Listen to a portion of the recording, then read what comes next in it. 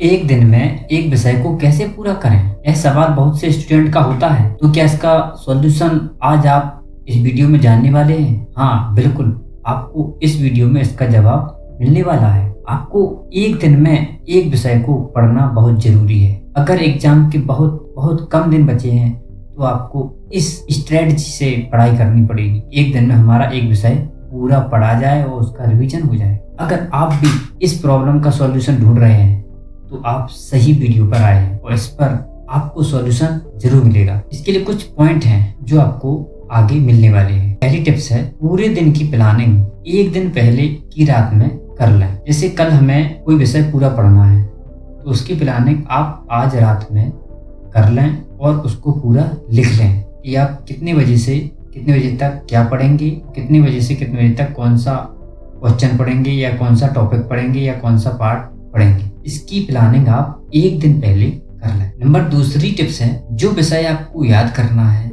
या जो सब्जेक्ट आपको पढ़ना है उसको सिलेक्ट कर लें। ये आपको उस दिन कोई भी काम नहीं करना है, सिर्फ उस विषय को पढ़ना है जो आपने सिलेक्ट किया है। यह भी सिलेक्शन भी बहुत जरूरी है। आपका एग्जाम कितने दूर है या आपके पेपर को कितना समय बचा है, तो उस अनुसार आपको वैसा सब्जेक्ट सिलेक्ट करना है जो आपको पढ़ना है। तीसरी टिप्स है, क्वेश्चन के अनुसार समय दें। अगर आपने प्लानिंग कर ली कि कल आप क्या क्या पढ़ने वाले हो और आपने विषय भी सिलेक्ट कर लिया है तो अब उस विषय को कैसे पढ़ा जाए, क्योंकि एक सब्जेक्ट में कई प्रकार के प्रश्न होते हैं।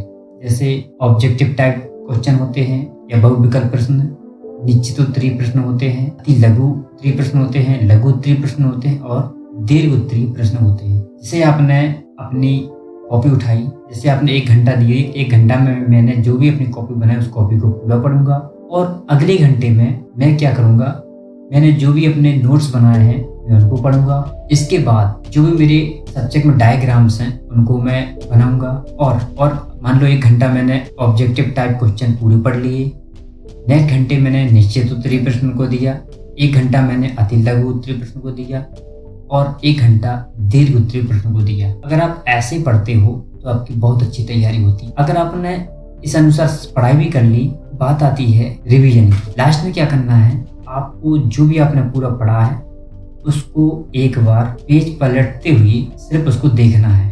इससे क्या होगा, आपका रिवीजन हो जाएगा कि आपने क्या क्या पढ़ा है। उसके क्वेश्चन या हेडिंग को एक बार से पलट के देखना है। आखिरी पॉइंट, 5वां पॉइंट है, उसको जानने से पहले आपसे एक गुजारिश है, अगर आपको यह टिप्स समझ में आ रही हैं तो एक लाइक करें और एक प्यारा सा कमेंट्स करें, क्योंकि आपके प्यारे कमेंट्स को पढ़कर हमें बहुत मोटिवेशन मिलता है। चलिए 5वीं टिप जानते हैं। आखिर में जो भी इम्पोर्टेंट क्वेश्चन है, जो पहले पूछे गए प्रश्न है, हमें सिर्फ वही पढ़ना है। साल भर हमने क्या पढ़ा उससे हमें मतलब नहीं है।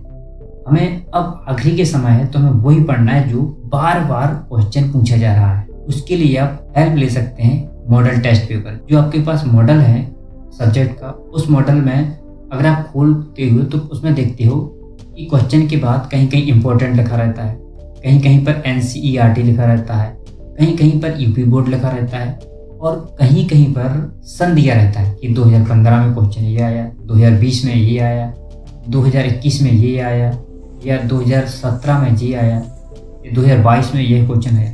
तो जिसके सामने जो दिया रहता है उन क्वेश्चन को आप पढ़ना है, क्योंकि उनमें से आपके ज़्यादा से ज़्यादा क्वेश्चन आने की संभावना है। इसलिए आपको इस स्ट्रेटजी को अपनाना है और इन पूरे पॉइंट को अपनाना है। तो एक बार दोबारा से उसका रिवीजन कर लेते हैं। नंबर 1, पूरे दिन की प्लानिंग एक दिन पहले करनी है।